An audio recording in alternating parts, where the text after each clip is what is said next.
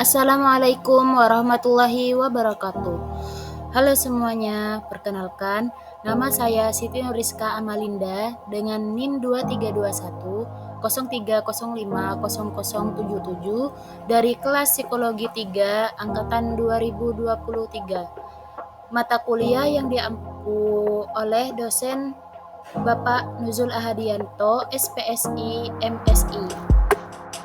Dalam video ini, saya akan menjelaskan tentang psikometri, mulai dari hakikat dan ruang lingkupnya, sejarah dan perkembangannya, konsep skala pengukuran psikologis, hingga faktor reliabilitas dalam alat ukur psikologis. Nah, yang pertama, tentang hakikat dan ruang lingkup psikometri. Psikometri berasal dari dua kata, yaitu psyche yang berarti jiwa dan metron yang berarti ukuran. Jadi, psikometri adalah ilmu yang mempelajari cara mengukur aspek-aspek psikologis manusia seperti kepribadian, emosi, kecerdasan, motivasi, hingga sikap. Tujuan utama psikometri adalah menyediakan alat ukur yang valid dan reliable untuk memahami perilaku manusia secara ilmiah. Dalam dunia pendidikan, misalnya, psikometri digunakan untuk mengukur kemampuan belajar atau tingkat stres akademik mahasiswa. Sedangkan di dunia kerja, psikometri membantu dalam seleksi dan penempatan karyawan agar sesuai dengan kepribadian dan kompetensi mereka. Dengan demikian, psikometri memiliki peran penting dalam menjembatani teori psikologi dengan praktik di lapangan. Selanjutnya, sejarah dan perkembangan psikometri. Sejarah psikometri berawal dari gagasan Francis Galton pada abad ke-19 yang mencoba mengukur kemampuan manusia melalui pendekatan ilmiah. Ia dianggap sebagai pelopor menggunakan statistik dalam psikologi. Selanjutnya ada James McKenzie, kemudian memperkenalkan istilah mental test pada tahun 1890 yang menjadi dasar pengembangan alat ukur psikologi modern. Selanjutnya ada Alfred Binet bersama Theodore Simon mengembangkan tes kecerdasan pertama atau Binet-Simon Scale yang kemudian disempurnakan menjadi Stanford-Binet Intelligence Scale.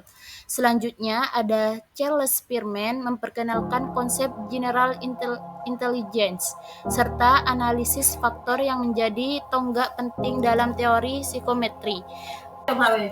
Dari sinilah psikometri berkembang dari teori tes klasik atau CTT yang berfokus pada skor total menuju teori respon butir atau item response theory atau IRT yang lebih modern dan akurat karena menganalisis karakteristik setiap item pertanyaan. Kalau dulu tes dilakukan secara manual dengan kertas dan pensil, sedangkan sekarang sudah banyak tes psikologi berbasis komputer yang disebut Computerized Adaptive Test atau CAT. Selanjutnya, konsep dan skala pengukuran psikologis. Pengukuran psikologis berbeda dari pengukuran fisik karena objek yang diukur bersifat laten atau tidak dapat diamati secara langsung, seperti kecemasan atau motivasi. Dalam psikometri terdapat 4 skala pengukuran utama, yaitu nominal, ordinal, interval, dan rasio. Yang pertama, nominal, digunakan untuk mengklasifikasikan kategori tanpa urutan, seperti jenis kelamin atau status pernikahan. Yang kedua, ordinal, menunjukkan peringkat, misalnya tingkat stres ringan, sedang, hingga berat. Yang ketiga, ada interval, memiliki jarak yang sama antara skor namun tanpa nol absolut, seperti skala kecerdasan. Yang keempat ada rasio, memiliki nol mutlak, contohnya waktu reaksi dalam detik. Pemilihan skala pengukuran yang tepat sangat penting agar data psikologis dapat dianalisis dengan benar dan menghasilkan interpretasi yang akurat. Misalnya, skala stres akademik mahasiswa biasanya menggunakan skala Likert dengan interval 5 poin untuk menggambarkan tingkat tekanan belajar. Selanjutnya, konsep reliabilitas.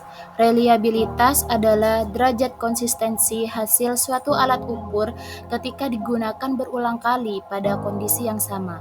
Alat ukur yang reliable menghasilkan skor yang stabil dan tidak mudah dipengaruhi oleh faktor situasional. Menurut Azwar, reliabilitas merupakan indikator penting untuk memastikan bahwa hasil tes benar-benar mencerminkan atribut psikologis yang diukur, bukan kesalahan pengukuran.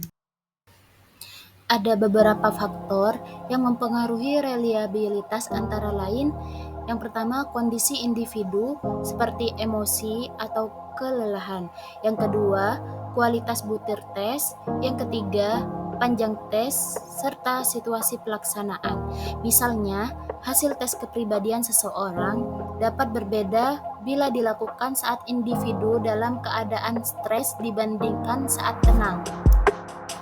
Kesalahan pengukuran dapat berupa random error atau kesalahan acak dan systematic error atau kesalahan sistematis. Dengan demikian, alat ukur yang reliable menjadi dasar bagi validitas hasil pengukuran psikologis.